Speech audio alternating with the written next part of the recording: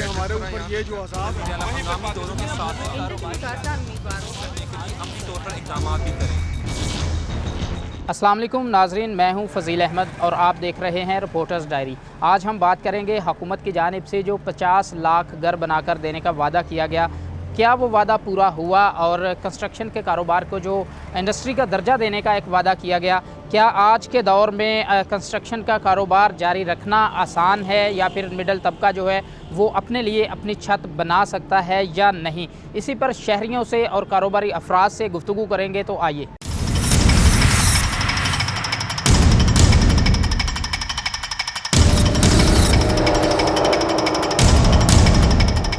आज बात हो रही है हमारे प्रोग्राम के अंदर बिल्डिंग मटेरियल की, और ख़ास तौर पर घर बनाना जो है वो आसान है या फिर मुश्किल से मुश्किल होता जा रहा है। आवाम की ज़बानी हम अपने ऑडियंस को अब सुनाएंगे कि घर बनाना आम आदमी के लिए कितना मुश्किल है और अपनी छत के नीचे रहना जो है वो नामुमकिन हो चुका है। तो शहरी भी यहाँ पर मौजूद हैं, शहरियों से जानने की कोशिश करते हैं कि वो इस हवाले से क्या कहते हैं। हुकूमत ने क्या इक़दाम किए हैं आवाम के लिए, आम शहरियों के लिए, उनको अपना घर देने के लिए। तो शहरी मेरे साथ मौजूद हैं। जी बताइएगा, क्या कहते हैं? बिल्डिंग मटेरियल, ईंट, रेत, बजरी, सीमेंट, सरिया महंगा हो चुका है, अपना इस दौर में घर बनाना कितना मुश्किल हो चुका है, क्या कहेंगे? बिस्मिल्लाहिर्रहमानिर्रहीम। सबसे पहले तो हम सिटी 41 का बहुत शुक्रिया अदा करते हैं। वो एक मज़दूर से लेकर ऊपर तक हर बात की सुनवाई सुन रहे हैं और वो आला काम तक जो पहुंचा रहे हैं। मकान की बात है, यहाँ पे मेरा ख्याल आज जो वक्त चल रहा है, कच्चा मकान बनाना भी मुश्किल हो गया है। लोगों के किराए जो 10,000 देता है वो 15 मांग रहे हैं, 15 वाले 20 पे चले जाएँ। गरीब आदमी अपनी रोटी रोज़ी पूरी करेगा, मकान बनाएगा, किराया देगा, बिजली की बिल देगा, क्या करेगा वो? कहाँ चला जाए? हुकूमत से हमारी गुजारिश है कि इस तरफ को ध्यान दें। ईंटों का रेट वो कंट्रोल में नहीं है, बजरी का रेट वो कंट्रोल में नहीं है, रेत, सीमेंट कुछ कब भी से किराए पे कब से रह रहे हैं आप? ये उम्र गुजर रही है जी, किराए पे चल रहे हैं आज तक। अपना हुकूमत ने जो ख्वाब हमें दिखाए हैं, हम ये कह रहे हैं कि हुकूमत ने जो इस आवाम को ख्वाब दिखाए अपने घर के लिए, अपने मकान के लिए, तो खुदा के लिए हम गुजारिश करते हैं कि इस तरह को ध्यान दें ताकि गरीब लोगों का रहना सहना खाना पीना आसान हो सके। रहना सहना गरीब लोगों का आसान हो सके। और भी शहरी यहाँ पर मौजूद हैं। जी आप बताइएगा, क्या कहेंगे, क्या मुश्किलात हैं इस दौर के अंदर? अपना अगर घर बनाना हो तो कैसे देखते हैं इसको, क्या कहेंगे? बिस्मिल्लाहिर्रहमानिर्रहीम। हमारी हुकूमत से इल्तमास है कि हमारे साथ कोई तावन किया जाए। गरीब आदमी बिल्कुल पिसता जा रहा है, तो इसके लिए मजदूरी बहुत कम है। तो मजदूरी के हिसाब से बाल बच्चों की रोटी पूरी नहीं होती, तो हम मकान कैसे बनाएं? जो गवर्नमेंट ने ऐलान किया था तो हमारी थोड़ी सी कुछ खुशी महसूस हुई थी कि गवर्नमेंट हमारे साथ। कितने बच्चे हैं आपके? कितने बच्चे हैं? 7 बच्चे हैं। पढ़ते हैं वो? हाँ जी, 2 बच्चे पढ़ते हैं, बच्चियाँ जो हैं बड़ी 2 पढ़ती हैं। अच्छा, जो आप कमाते हैं उसमें आसानी से एक माह का गुजारा हो जाता है? नहीं, मेरे बहुत मुश्किल है। तो अगर आपने अपना घर बनाना हो, फैमिली से अलग हो, अपना घर बना के बच्चों को उधर रखना हो, बना सकते हैं? नहीं बना सकते। क्यों, कैसे है? 500 रुपया मेरी मजदूरी है, तो 500 में रोटी पानी बहुत मुश्किल से पूरा होता है। तो आप देख लें कि घी की कीमत कहाँ चली गई, आटे की, उसके अलावा बाकी जो है दूसरा तेल साबुन ये वो, तो 500 रुपया जो है ना वो भी कर्जा उठा के पूरा करते हैं घर के द्वारा। सवाल यहाँ पर ये उठता है कि जो हुकूमत का वादा था घर बनाना, 50 लाख घर बनाने थे, वो कहाँ है? और ये सवाल भी पैदा होता है कि जो आम आदमी को सहूलियात देनी थी वो तो अपने घर का ख़र्चा पूरा नहीं कर सकता, घर कैसे बनाएगा? शहरियों के क्या इस हवाले से और व्यूज़ हैं? और भी शहरी इधर मौजूद हैं। जी बताइएगा, क्या कहते हैं, क्या मुश्किलात हैं, क्या कहते हैं इस हवाले से? घर बनाना कितना मुश्किल हो गया है आज के दौर में? आज के दौर में सर बहुत मुश्किल है। सीमेंट आए दिन बढ़ रहा है, ईंटें का रेट बढ़ रहा है, क्या इधर करेगा? मजदूर आदमी का मजदूरी उधर ही है। अच्छा, आप किराए पे रहते हैं या अपना मकान? किराए पे। कितना किराया देते हैं? हम 20,000 है। तो आपको मजदूरी कितनी मिलती है रोज़ाना की? 15,000। तो फिर 20,000 किराया कैसे पूरा करते हैं? बस ऐसे शापर शुपर इकट्ठे करके हम किराया पूरा करते हैं। ये गार्ड है, ये भी इधर पूरा मतलब आप मजदूरी अलग करते हैं और वो शापर वगैरह अलग इकट्ठे करते हैं, फिर जाके गुजारा चलता है घर का।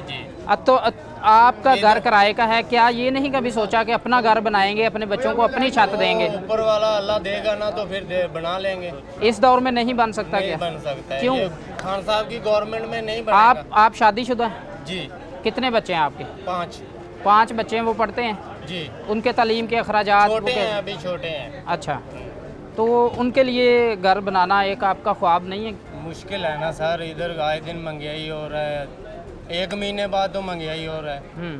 दाल है, आटा है, चावल है, सब कुछ महंगा हो रहा है, कुछ नहीं बन रहा है इधर। अच्छा, जो वज़ीर आज़म इमरान खान ने 50 लाख घर बना के गरीबों को देने का वादा किया था, हमको नहीं दे रहा है, वो ताजर लोगों को दे रहा है, बड़ा आदमी को दे रहा है, गरीब आदमी को किधर देगा, वो नहीं देगा। वो तो थे ही गरीब आदमी के लिए, ये वादा था इमरान खान का। वो नहीं दे रहा है, शनाख्ती कार्ड हाथ में है, लेके जाएगा, वो बोलेगा इधर लाइन में खड़े हो जाओ, पूरा दिन लाइन में खड़ेगा, पीछे वापस आ जाएगा, बस। ये परेशानी है जी आम आवाम की, जो गरीब हैं, वो आम शहरी हैं, वो अपना घर बनाना सोच भी नहीं सकता। जो वज़ीर आज़म के वादे थे 50 लाख घर बना के दिए जाएंगे, ये सवालात हैं इन मज़दूरों के कि जो शनाख्ती कार्ड हाथ में लिए फिरते हैं, लाइनों में लगते हैं, लेकिन आखिरकार इनकार कर दिया जाता है कि इनको घर नहीं मिल सकता। तो वो वादे कहाँ गए हुकूमत के, वो कहाँ गई बातें जो हुकूमत में आने से पहले की गई थी। ये एक दुख और दर्द की कहानी है कि किराए के मकानों पर रहने वाले जो हैं वो तो किराया भी पूरा नहीं कर सकते। तो इस महंगाई के दौर में जो इस वक्त कीमतें हो चुकी हैं बिल्डिंग मटेरियल की, कैसे अपना घर, अपने बच्चों को कैसे छत दे सकेंगे, इसी गुफ्तगू को बढ़ाएंगे एक ब्रेक के बाद।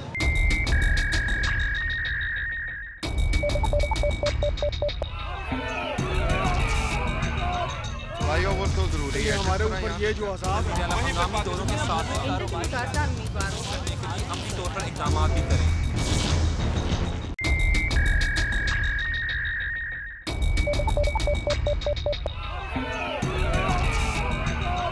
भाइयों वो तो जरूरी है, हमारे ऊपर ये जो अज़ाब है हंगामी दोनों के साथ अपने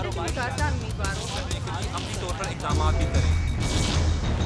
बात करते हैं दुकानदारों से और जो ताजर हैं उनसे कि उनको मुश्किलात क्या हैं। सरिया, लकड़ी और तमाम बिल्डिंग मटेरियल महंगा होने की वजह से उनके कारोबार पर क्या असरात पड़ रहे हैं और किन किन मुश्किलात का सामना है, जहां पर आम आवाम परेशान हैं। जो कारोबारी हजरात हैं उनको इस हवाले से क्या परेशानी है, और जो लकड़ी का कारोबार करने वाले हैं, टम्बर वायरन मार्केट के सदर भी हैं मिर्ज़ा अशरफ मुग़ल, उनसे जानने की कोशिश करते हैं वो क्या कहते हैं इस हवाले से। जी मिर्ज़ा साहब, बहुत शुक्रिया आपने वक्त दिया। मुझे ये बताएं, नाजरीन को आगाह कीजिएगा कि जहाँ पर आम लोग परेशान हैं घर बनाने के लिए, तो आप लोग कारोबार करते हैं लकड़ी का, सरिये का, बिल्डिंग मटेरियल का, आपके कारोबार पर क्या असरात पड़ रहे हैं? बिस्मिल्लाहिर्रहमानिर्रहीम।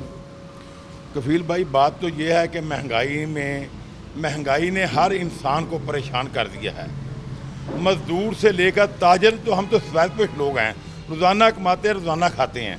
लेकिन आप ये मार्केट का हाल देखें, ये महंगाई की वजह से बिल्कुल वीरान है। आप सामने मार्केट देखें, दुकानें खुली हैं, काम नहीं है। जो लकड़ी आज से 1 साल पहले 2000 रुपये फुट थी ना, आज 4000 रुपये फुट है। इस पर यानी कि इनके हमारी गवर्नमेंट से डॉलर को कंट्रोल नहीं हो रहा, ना ही ये पेट्रोल की मसनूआत। आज फिर आपने पट्टी चला दी है ना कि 5 रुपये 25 पैसे का बम गिराया जा रहा है और 3 रुपये 3.5 रुपये डीजल का। अगर ये डीजल और पेट्रोल बढ़ेगा तो हर किस्म का आदमी परेशान होगा। पेट्रोल तो गरीब से अमीर आदमी की ज़रूरत है। सब वजह क्या है कीमतें बढ़ने की? बिल्डिंग मटेरियल की, रेत हो, बजरी हो, ईंट हो, सरिया हो या फिर लकड़ी हो, क्या वजह है? कीमतें कैसे बढ़ती हैं और क्यों कंट्रोल नहीं हो रही हैं हुकूमत? ये हमारी गवर्नमेंट की पॉलिसियाँ गलत हैं। इनका सिर्फ ये बता रहे हैं कि हमारा निज़ाम, ये मईशत बिल्कुल पाकिस्तान की बैठ चुकी है। ये सारा निज़ाम अब बाहर से चलता है, डॉलर की वजह से है। डॉलर इनसे कंट्रोल नहीं हो रहा। जब डॉलर ऊपर जाता है तो हर चीज़ महंगी हो जाती है। अच्छा, इसमें आप क्या समझते हैं, कौन लोग हैं जो इसमें शरीक हैं महंगाई में, या कोई इसके पीछे माफिया है? क्या समझते हैं आप? माफिया तो हर गवर्नमेंट के पीछे होता है, लेकिन हमारे ये जो वज़रा है ना, यही आपने देखा होगा कि चीनी की रिपोर्ट बनी, अभी तक मंजर आम पर आई। तेल की रिपोर्ट बनी, कोई मंजर आम पर आई। ये सारे हमारे वज़रा और हुकूमती लोग ही शामिल होते हैं। अच्छा मिर्ज़ा साहब, इसमें एक बड़ी वजह ये भी है कि आप चीज़ ख़रीदते हैं ज़रूरत से ज़्यादा, दूसरे लफ्ज़ों में हम कह सकते हैं कि स्टॉक कर लेते हैं, वो महंगी हो जाती है। उससे कितना फ़ायदा होता है आम दुकानदार को? ये आम लोग ज़्यादातर कहते हैं कि जी दुकानदार स्टॉक करते हैं चीज़ें, फिर महंगी करके बेचते हैं। नहीं, ये बात नहीं। हर बंदे ने अपनी कैपेसिटी के मुताबिक जो उसके पास वसाइल है ना, उससे ज़्यादा तो वो ख़रीद ही नहीं सकता। आजकल तो जो उधार वाला काम है ना वो बिल्कुल बंद हो गया है। हर आदमी के अपने मामलात हैं, अपने मामलात है ना, जितनी उनके पास पूंजी होगी वही माल खरीदेंगे ना। अच्छा, ज़्यादातर जो आपका तो लकड़ी का बिजनेस है, लकड़ी कहाँ से आती है? इंपोर्ट की जाती है या फिर लोकल ही ज़्यादा बिकती है? लकड़ी ज़्यादा इम्पोर्ट हो रही है अमेरिका और कनाडा से, और इसका सारा दारोमदार जो है ना बाहर से ये डॉलर पर है। हम लोकल प्रोड्यूस नहीं कर सकते लकड़ी? लोकल माल बहुत कम है हमारे पाकिस्तान में ना, इसकी बहुत ज़्यादा शॉर्टेज। इसकी वजह क्या है? जंगलात कम है ना, हमारे पाकिस्तान में जंगलात नहीं लगाए गए इतने। ठीक है। हाँ, ना उनकी हिफाजत होती है, ना कटाई की अभी इजाज़त है। मतलब हम जंगलात को अगर बढ़ा दें तो हमारी इंपोर्ट लकड़ी की कम हो सकती है? हाँ, अगर जंगलात के बढ़ा दें तो बेहतर है ना। अगर सिर्फ ये उससे माहौल भी साफ होगा हमारा, जंगलात बढ़ाने माहौल से। भी साफ होगा, लेकिन बात यह है कि उसकी हिफाजत करना बहुत ज़रूरी है। हिफाजत करना भी ज़रूरी है। लकड़ी की जो कीमतें हैं वो भी बढ़ती जा रही हैं। अकबर ख़ान साहब भी हमारे साथ मौजूद होंगे। सरिये की कीमत क्योंकि अब बहुत ज़्यादा बढ़ चुकी है और सरिया महंगा होने की जो एक वजह है, उसकी वजह से बिल्डिंग मटेरियल का जो बिज़नेस है वो खासा मुतासर हो रहा है। अकबर जान साहब यहाँ पर मौजूद हैं। जी अकबर जान साहब, बहुत शुक्रिया आपका भी वक्त देने के लिए।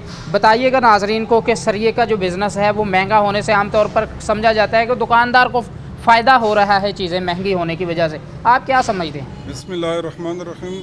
जनाब आला 4 महीनों में ये तकरीबन 30 से 35 रुपये पर टन, 30 से 35 हज़ार रुपये पर टन हमारा पर केजी, 30 से 35 रुपये पर केजी महंगा हो गया। बिल्कुल लोग कंस्ट्रक्शन का काम रुक गया, महंगाई बहुत ज़्यादा है। जो हमारे पास स्टॉक होते हैं वो तो बिल्कुल नॉर्मली होते हैं, उसमें हमें कोई फ़ायदा नहीं है। जितने का हम बेचते हैं अगले दिन 2 रुपये उससे महंगा लेके आते हैं, तो बहुत ज़्यादा महंगाई है। अच्छा, ये बताएं कि सरिया तो जो ज़्यादातर है वो हमारे मुल्क के अंदर ही इंडस्ट्री है इसकी लोहे की, वहाँ से ही प्रोड्यूस होता है, इसमें तो कोई इंपोर्ट का चक्कर नहीं है, लेकिन फिर भी इतना महंगा क्यों होता जा रहा है? वजह क्या है इसके पीछे? ये तो सर हमें भी समझ नहीं आ रही, लेकिन बहरहाल ये मेरे ख्याल में माफियाज का है। ये बड़े बड़े जो मील है उनके वो अपने हिसाब से ही रेट चलाते हैं। मतलब ये पिछले दिनों तो काम भी ज़्यादा था कंस्ट्रक्शन का, उसकी वजह से शॉर्टेज बना के एक दिन में 5 से 7 रुपये पर केजी बढ़ाते हैं। ये बताएं कि आज से 3 साल पहले जब पीटीआई की हुकूमत आई तब क्या रेट्स थे सरिये के 1 टन के, और आज क्या रेट? तकरीबन 95 से 100 रुपये में, और अभी 170 से 75 रुपये में डबल हो गए। बिल्कुल। तो आप ये एक आपने निशानदेही की है कि इसके पीछे माफिया होता है, लेकिन स्टेट से ताकतवर कोई भी नहीं हो सकता, हुकूमत से ताकतवर कोई भी नहीं हो सकता। फिर क्यों हुकूमत उस माफिया को शिकंजे के अंदर लेकर नहीं आ रही? क्या कहते हैं इस पर? इसीलिए तो हम भी परेशान हैं कि महंगाई, इतनी महंगाई हो गई कि सर आप देख ले 3 से 4 माह में 30 से 40 रुपये केजी। हम भी हैरान हैं कि वजह क्या है। हुकूमत का कंट्रोल नहीं है इन लोगों पे या इनके अपने ही है? हमें तो हुकूमत का कंट्रोल नहीं है, अपने लोग हैं, कौन माफिया है कुछ समझ नहीं आ रही। कारोबारी तबका जो है वो खुद परेशान है, आम आवाम तो परेशान होंगे ही, जिन्होंने पैसा लगाना है अपने मकान पे, चीज़ें ख़रीदनी है, लेकिन यहाँ पर बेचने वाले भी परेशान हैं कि उनका माल बिकता नहीं। 3 माह के अंदर जब 30 से 40 रुपये पर केजी सरिया महंगा होगा, इसका मकसद ये है कि 3 माह के अंदर 30 से 40 हज़ार एक टन के पीछे सरिया जो है वो महंगा हो रहा है, जिससे जो ये कारोबार हैं वो मुतासर हो रहे हैं, आम शहरी भी परेशान हो रहे हैं और इस कारोबार पर असरात पड़ रहे हैं। जो बिल्डिंग मटेरियल महंगा होने से कंस्ट्रक्शन का कारोबार मुतासर हो रहा है, उससे एक तो ये दुकानदार परेशान हैं, उससे जुड़ा जो मज़दूर तबका है वो परेशान है, कंस्ट्रक्टर परेशान हैं।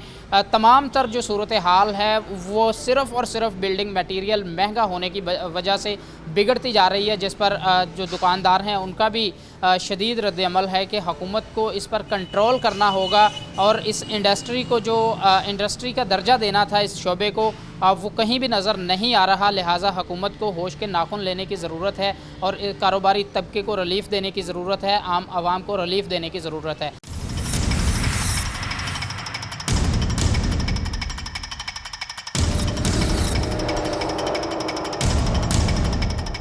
बड़े बिल्डर्स हैं, जो कंस्ट्रक्शन कंपनीज़ हैं, उनको क्या मुश्किलात हैं इस हवाले से। जो बिल्डिंग मटेरियल दिन ब दिन महंगा होता जा रहा है, कीमतें बढ़ती जा रही हैं, हुकूमत के कंट्रोल से हर चीज़ बाहर नज़र आती है। और जो ख़ास तौर पर अगर लकड़ी की बात करें, सरिये की बात करें, सीमेंट और ईंट की बात करें, ईंट भी अब 12,500 रुपये पर पहुँच चुकी है, पर जो 1,000 ईंट है। और इसमें जो एक मकान का ख़र्चा है वो तकरीबन डबल हो चुका है आज से अगर 2 या 3 साल पहले की बात की जाए। तो कंस्ट्रक्टर जो हैं उनका क्या कहना है इस हवाले से।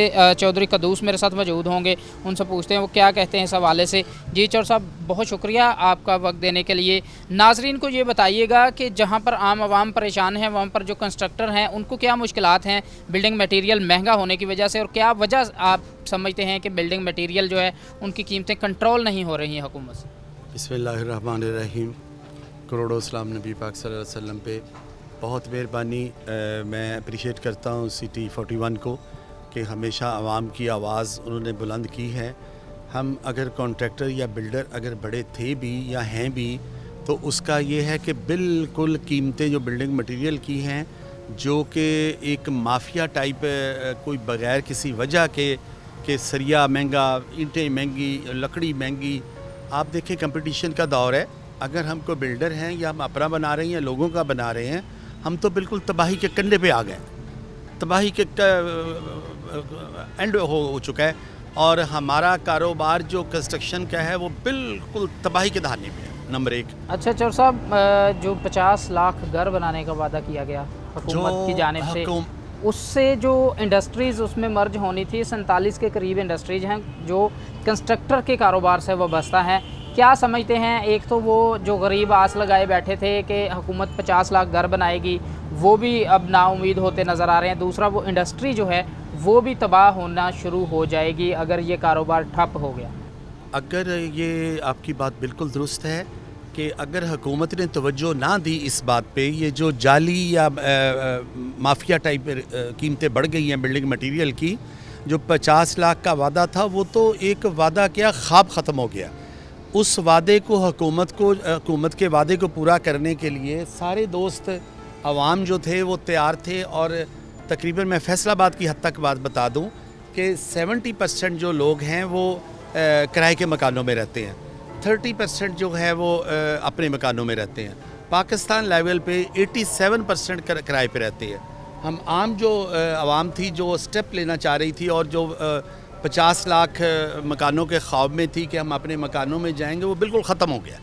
अब आपने बताया कि 70% के करीब लोग किराए पर रहते हैं। हाँ जी। क्या हुकूमत उनके लिए ऐसा करे कि वो भी अपनी छत कम से कम बना सकें? अगर कोई एक मिडिल क्लास बंदा है, उसने 3 से 4 मरले का घर बनाना है छोटी फैमिली के लिए, कितना खर्चा समझते हैं कि उसको दरकार है इतने से घर के लिए? मैं एक हुकूमत का बहुत खुश आइंद स्टेप था जब शुरू हुई हुकूमत मौजूदा, और तकरीबन उन्होंने 35 लाख और 80 लाख के दरमियान वादा किया कि कॉस्ट बड़ी 800 स्क्वायर फीट एरिया का उन्होंने बना के दिया प्लान के, कोई 800 स्क्वायर फीट तक हम 35 लाख से 80 लाख तक बनाया या ख़ुद बनाएंगे, मतलब पब्लिक बना ले।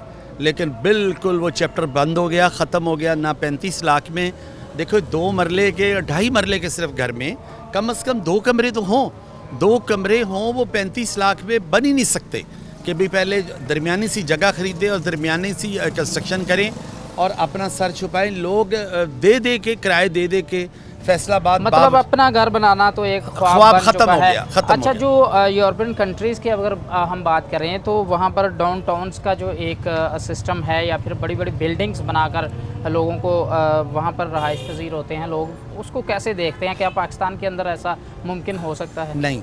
अब मौजूदा जो हमारे वज़रा हज़रात या हमारे जो पॉलिसी मेकर हैं, उन्होंने ये हाई राइजिंग बिल्डिंग के लिए प्रोपेगेंडा शुरू कर दिया इस मसनूई महंगाई को यानी कवर अप करने के लिए। देखें, हाई राइजिंग बिल्डिंग। अच्छा, आप मसनूई महंगाई का लफ्ज़ इस्तेमाल कर रहे हैं चौधरी साहब, आप क्या ये माफिया? मैं 42 साल से कंस्ट्रक्शन का काम कर रहा हूँ। मेरा पहले दिन का पेशा कंस्ट्रक्शन का है, मेरी फैमिली का, मेरे बेटे भी साथ कर रहे हैं, भाई साथ काम कर रहे हैं। लेकिन अभी तक जो बिल्डिंग कंस्ट्रक्शन के जो मटेरियल की रेट्स बढ़े हैं उसका एक भी जवाब नहीं मिल सका अभी क्या हुआ क्या है कम से कम बता ही दें। डाउनटाउन की जो बात है, तो जो डाउनटाउन की जो बात करा रहे हैं हमारे पाकिस्तान में ये वर्केबल ही नहीं है। ये वहाँ पे वर्केबल है जहाँ पे आइलैंड हो, आइलैंड मीन के भी जो सारी तरफ समुंदर हो, उसमें जगह की तंगी हो, जैसे अमेरिका है, जापान है, या वहाँ पे उसमें हाई राइजिंग बनाते हैं, वो उस वक्त वर्केबल होता है कि वहाँ पे फैमिली का रहना सहना और तरह का होता है कि बीवी ने सुबह जाना है, खामद ने शाम को जाना है, बेटे ने रात के 12 बजे के बाद जाना है, सिक्योरिटी पर्पज़ है, सफाई का वहाँ पे कोई नौकर मुलाजिम नहीं है, कोई ऐसी नहीं है, घर वालों ने ही बर्फ़ दूर करनी है, घर वालों ने ही पेंट करना है, घर वालों ने ही करना है। पाकिस्तान में या हमारे गरीब जो हैं, हमारे ये हाई राइजिंग बिल्डिंग नहीं हो सकती, वहाँ जगह भी की कमी है। यहाँ तो सस्ती सी जगह लेके शहर से 6 किलोमीटर जाके हम छोटे से घर में शिफ्ट हो सकते हैं, हाई राइजिंग में कैसे शिफ्ट हो सकते हैं? पाकिस्तान में आप कहीं भी देख लें, हाई राइजिंग जो बिल्डिंग बनी है इस्लामाबाद में, मैं मार्गला टावर की बात करता हूँ कि छोटा सा एक अपार्टमेंट है, आपके तसव्वुर से भी महंगा होगा, आपके तसव्वुर से भी महंगा होगा। यहाँ चल ही नहीं सकता, हमारा रहना से नहीं, ऐसा नहीं है। ये तो मुफ्त तो नहीं ना बन जानी हाई राइजिंग बिल्डिंग। हाँ, चार्जेस बहुत है, मटेरियल के चार्जेस बहुत है, बन ही नहीं सकता। तो इसलिए हुकूमत खुदा के लिए हमारा पैगाम दें, सारे हम दोस्त खड़े हैं, इनका पैगाम दें कि भाई ये मसनूई जो रेट्स बढ़ा दिए गए हैं सीमेंट के, सरिये के, ईंटों के, क्रश के, आज देखिए पेट्रोल फिर बढ़ रहा है। मसनूई अगर रेट्स बढ़ा दिए गए हैं तो एक चीज़ ये है कि स्टेट से ताकतवर कोई भी नहीं हो सकता। हाँ, हुकूमतें हमेशा ताकतवर होती हैं और जो माफिया जो भी हो, हुकूमत चाहे तो उसको कंट्रोल कर सकती है, उसके अंडर है हर चीज़। बिल्कुल कर क्या कहते हैं? नहीं, लेकिन मुझे कोई पता नहीं चल रहा। ये देखे पूरा 1 साल हो गया, लोगों का कैपिटल, हाँ जी, कैपिटल जो है ना, कैपिटल यानी आज जिसको रास कहते हैं पंजाबी में, लोगों के ख़त्म हो गए, कोई भी पेशे में हो वो ख़त्म हो गए। अब लोग यकीन करेंगे, मैं बता नहीं सकता कि किस धाने पे खड़े हैं। मैं एक आखिरी बात ज़रूर कहूँगा कि यहाँ बैंकों के मुलाजिम लड़के वो यकीन करें, नौजवान जो है ना राशन के लिए मांग, खुदा की कसम इस हालत में बैंक में मुलाजिम लड़के लगे।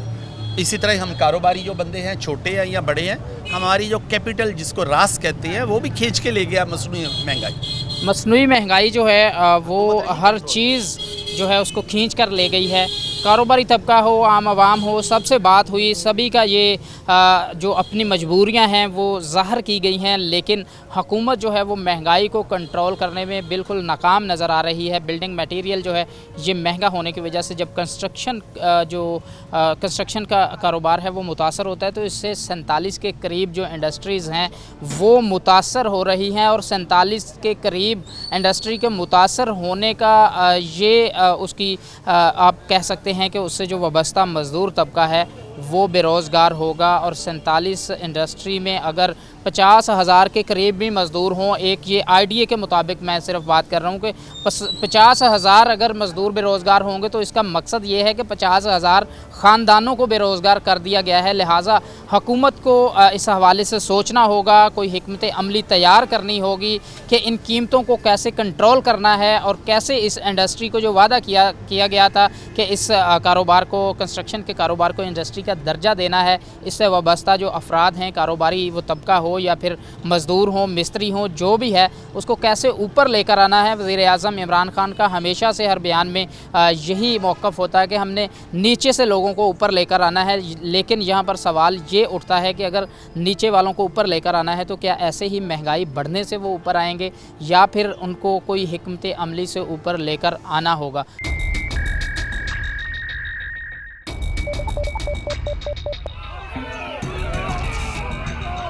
भाइयों वो तो जरूरी है, हमारे ऊपर ये जो अज़ाब है हम दोनों के साथ अमली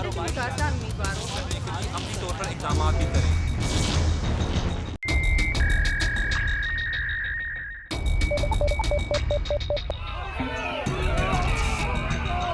भाइयों वो तो जरूरी है, हमारे ऊपर ये जो अज़ाब है हम दोनों के साथ अमली तौर पर इक़दाम भी करें। जी तो नाज़रीन, बात हो रही है आज बिल्डिंग मटेरियल की। कीमतें जो पिछले कुछ दिनों में बढ़ चुकी हैं, इस हद तक बढ़ चुकी हैं कि अब गरीब के लिए घर बनाना जो है वो बिल्कुल ही नामुमकिन हो चुका है।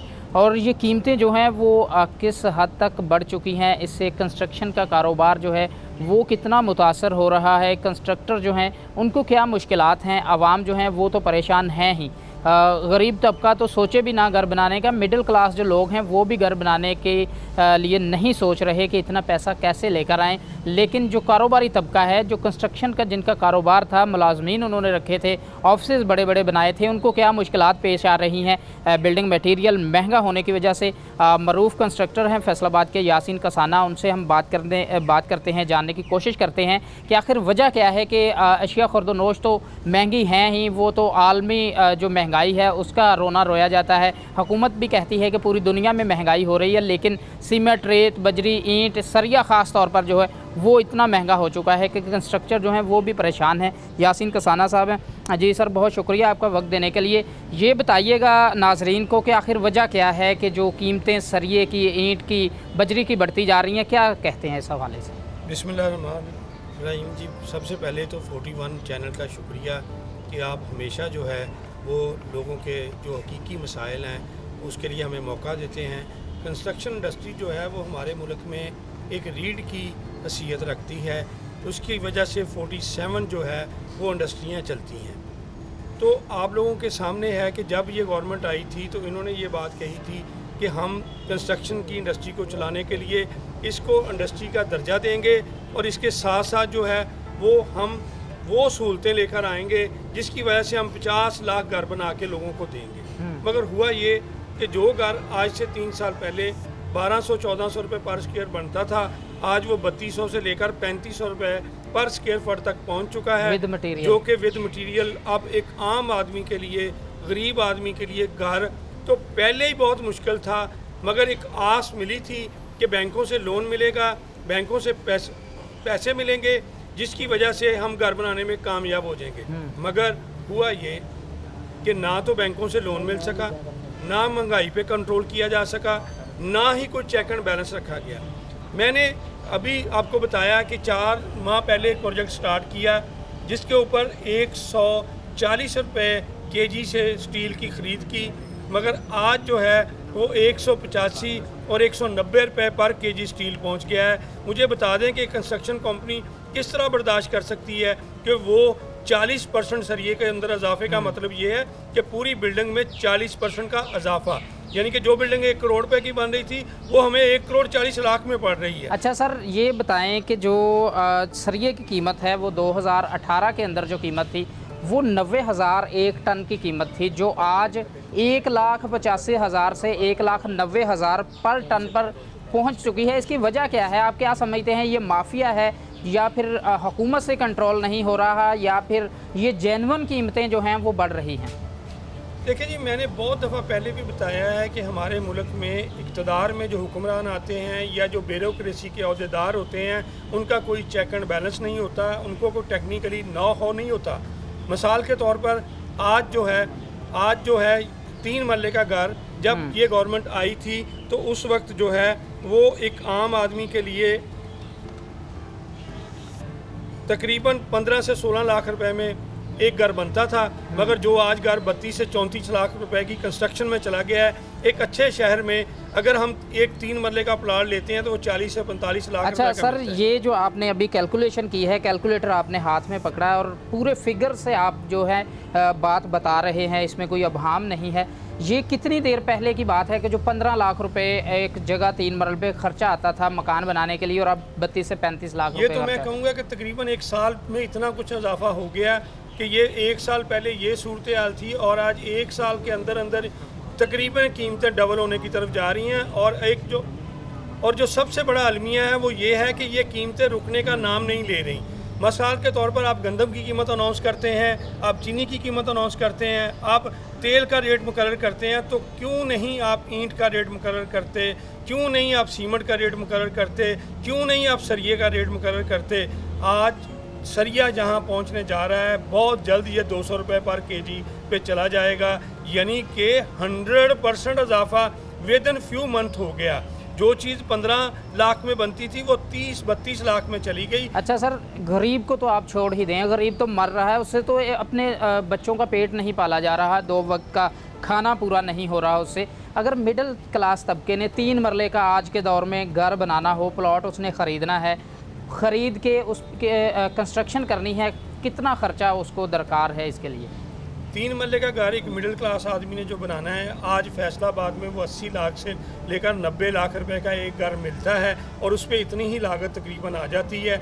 अब जो कंस्ट्रक्शन इंडस्ट्री में लोग घर बनाने का कारोबार कर रहे थे वो तकरीबन बंद हो चुका है। हमारी जो आर्किटेक्ट की एसोसिएशन है, जो डिप्लोमा होल्डर्स हैं, जो बल्कि काम कर रहे थे, उनके साथ मीटिंग्स रहती हैं, वो ये बता रहे थे कि जी अब कोई भी बंदा दफ्तर में काम के लिए नहीं आता, नई डिज़ाइनिंग प्लानिंग कंस्ट्रक्शन नहीं हो रही। और आप ज़रा गौर कीजिएगा, शहर में जितने बड़े प्रोजेक्ट थे जो बड़ी बड़ी कंपनियां बना रही थी वो तकरीबन बंद हो चुके हैं। कंस्ट्रक्शन का बिज़नेस तकरीबन फ्लॉप हो चुका है और आगे चल के आप देखेंगे कि मुल्क में एक बहुत बड़ा बेरोज़गारी का सैलाब जो है वो मतलब इस बात का ये है सर जो आप बता रहे हैं ख़र्चा, कि मिडिल क्लास तबका भी घर बनाने का ना सोचे, क्योंकि मिडिल क्लास 90 लाख रुपए कहाँ से जमा करेगा? एक तनख्वाहदार आदमी कैसे घर को बना सकता है? लेकिन अब मसला ये है कि जो बड़े प्रोजेक्ट्स हैं, जो कंस्ट्रक्टर ने प्रोजेक्ट्स ले लिए हैं, ठेका उनका मुकर्रर हो गया है, उनमें क्या मुश्किलात आ रही हैं? जैसे ईंट, रेत, बजरी, सीमेंट और सरिये की कीमतें बढ़ती जा रही हैं, उनमें क्या मुश्किलात हैं? देखें जी, मालिक से बात जो तय हुई हमारी,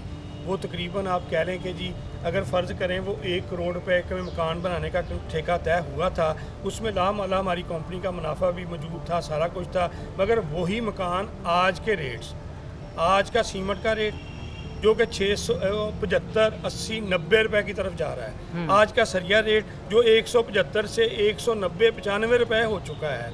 आज की लेबर, आज की बजरी की कीमत, आज की रेत की कीमत, आज कॉपर का रेट बढ़ के जो तार की कीमत है, जो एल्युमिनियम 100% बढ़ चुकी है, जो लकड़ी का रेट जो आप देख लें, जो लकड़ी दिहार वगैरह है जो 1000 रुपये वहाँ मिलती है, चित्राल वगैरह में वो यहाँ पर 5000, 6000, 7000 रुपये हमें दी जाती है। यानी कि इन रेट्स की वजह से एक मकान के अंदर 50% मसलन करोड़ के मकान के अंदर 50 लाख का इजाफा हो गया, तो वो हमारे लिए बनाना ही मुमकिन नहीं रहा। अच्छा सर, अगर एक फ़र्ज़ करें 5 मरले का घर बन रहा है, उसमें सीमेंट का कितना खर्चा आता है? कितनी बोरियाँ उसमें खप जाती हैं 5 मरले के मकान में? एक 5 मरले का जो मकान आप सीमेंट बनाने करेंगे उसमें कम से कम 700 से लेकर 800 बोरी खप जाती है। ठीक है, फाउंडेशन से लेकर अगर डबल स्टोरी वो मकान है तो इतनी बोरी खप जाती है, तो उसमें ही आप अंदाज़ा लगा लें कि कितना इजाफा हो गया। अच्छा, जो वज़ीर-ए-आज़म इमरान खान साहब ने 50 लाख घर का वादा किया था, उसको आप कैसे देखते हैं? वो क्या वादा पूरा होगा? 50 लाख बेघरों को घर दिए जाएंगे? और ये कीमतें जो अब बढ़ती जा रही हैं, इनको कैसे कंट्रोल किया जा सकता है? ये आपका जो है ना सवाल बड़ा ही टेक्निकल और बड़ा शानदार सवाल है। इसके लिए मैं अर्ज़ करूँगा कि आप मीडिया के लोग हैं, आप मीडिया के लोग जो हैं वो डेफिनेट बात है ये देख सकते हैं कि एक भी नया पाकिस्तान हाउसिंग स्कीम एक पूरा प्रोजेक्ट है जिसमें उसमें अफोर्डेबल बाईलाज बनाए गए, मगर एक स्कीम मुझे फैसलाबाद में आकर दिखा दें जो कि नया पाकिस्तान हाउसिंग स्कीम की अप्रूव हुई हो। अभी तक स्टिल सेकंड आपकी हाई राइज बिल्डिंग की अभी तक प्लान ही नहीं फाइनल हो सके। थर्ड, स्टेट बैंक ने पाकिस्तान में ये कहा था कि जो कंस्ट्रक्शन का काम करने वाले लोग हैं उनको हमने इंडस्ट्री का दर्जा डिक्लेयर कर दिया, मगर सॉरी आज तक हमें एज ए कंस्ट्रक्शन इंडस्ट्री कोई सहूलत यानी कि लोन में कोई फ़र्क, हमारी लोन की अप्रूवल बैंक स्टेट वे कहता है कि हम प्रॉपर्टी से रिलेटेड लोगों को लोन नहीं देंगे और आज भी वो यही बात कर रहा है। आपके लिए हैरान कुन बात बताता हूँ, मैंने अपने जानने वालों के ड्राइवर्स के अपने लोगों के 10 केसेस बैंक में अप्लाई किए, पिछले 6 से 8 माह में एक केस अप्रूव हुआ है, वो भी अभी तक फाइनल अप्रूव नहीं हुआ। आवाज़ आई है कि ये केस अप्रूव हो चुका है, अदरवाइज़ कोई केस नहीं अप्रूव हुए, कोई फंडिंग नहीं है। 50 लाख घर तो दूर की बात है, आप यहाँ के फैसलाबाद में इस स्कीम के तहत 50 घर ही मुझे दिखा दें, 50 घर बता दें। लेकिन कीमतों को कैसे कंट्रोल किया जा सकता है बिल्डिंग मटेरियल की? क्योंकि जो कंस्ट्रक्शन का कारोबार है वो एक बहुत हाई फाई, आप खुद कारोबार करते हैं, आपको पता है मुनाफा भी था, अल्हम्दुलिल्लाह रोज़ी भी मिलती थी लोगों को, लेकिन कीमतें बढ़ने की वजह से कारोबार मुतासर हो चुका है। ये क्या कहें? इसलिए कंट्रोल नहीं हो रही कि ये जो गवर्नमेंट इस वक्त मौजूदा है, इस गवर्नमेंट में चेक एंड बैलेंस का निज़ाम है ही नहीं है, गवर्नमेंट की हिट कोई नहीं है। अदरवाइज़ जिस तरह इमरान खान का ख्याल था कि मैं पाकिस्तान में कंस्ट्रक्शन इंडस्ट्री के ज़रिए एक इनकलाब लाऊंगा, उसे फौरी तौर पर इस अथॉरिटी के अंदर तमाम महकमों को एक विंडो, एक जगह पे लेकर आना चाहिए था, जिसके अंदर बाकायदा मजिस्ट्रेट्स की ड्यूटी लगती कि आपने सिर्फ वो मजिस्ट्रेट होता ही कंस्ट्रक्शन के काम के लिए कि आपने सीमेंट का रेट नहीं बढ़ने देना, आपने जो है वो ईंटों का रेट नहीं बढ़ने देना। चेक एंड बैलेंस में 1 साल का शेड्यूल रेट आना चाहिए, उसके बाद गवर्नमेंट को वो रेट नहीं बढ़ने देना चाहिए, ताकि जो हम एग्रीमेंट लोगों के साथ करते हैं वो हम फुलफिल कर सकें। आप मेरी बात को याद रखिएगा कि अगर ये बातें हमारी ना सुनी गई, ना मानी गई, तो शायद हमें उतना फ़र्क ना पड़े जितना हमारे साथ व्यवस्था हज़ारों लाखों मजदूरों के रोज़गार बंद होंगे, और ये तमाम तर जिम्मेदारी अपोजिशन के ऊपर होगी और हुकूमत के ऊपर होगी, क्योंकि अपोजिशन भी अपना रोल पर अदा नहीं कर रही, उसकी भी तवज्जो इस सीरियस मसले के ऊपर नहीं है, और गवर्नमेंट भी नहीं है। गवर्नमेंट ये तो क्रेडिट लेती है कि जी 47 इंडस्ट्री हैं, हमने कोरोना में भी इसको चला के रखा, मगर कैसे चला के रखा, आपने 100 रुपए की चीज़ को 200 रुपए में कन्वर्ट कर दिया। खुदारा आपके ज़रिए हमारी रिक्वेस्ट है कि कुछ कर लें, इसके ऊपर चेक एंड बैलेंस का निज़ाम लेकर आएँ। चेक एंड बैलेंस का निज़ाम लेकर आएँ, कीमतें कंट्रोल करने के लिए। कीमतों जो बढ़ती जा रही हैं बिल्डिंग मटेरियल की, इससे फ़र्क ये पड़ेगा कि जो कंस्ट्रक्टर हैं उनको इतना फ़र्क नहीं पड़ेगा, लेकिन जो मज़दूर तबका है उनका रोज़गार जो है तबाह होकर रह जाएगा।